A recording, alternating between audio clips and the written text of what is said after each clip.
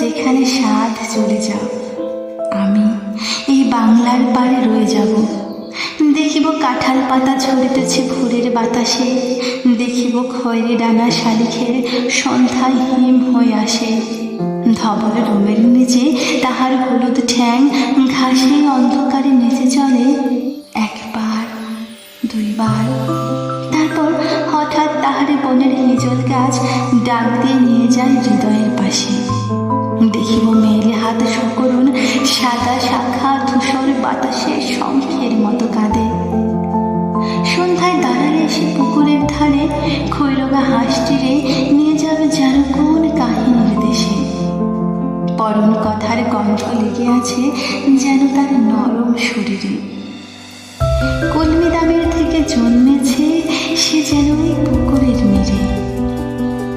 নীরবে পা ধুয়ে জলে একবার, তারপর দূরে নিরুদ্দেশে চলে যায় কুয়াশা। তবু জানি কোনোদিন পৃথিবী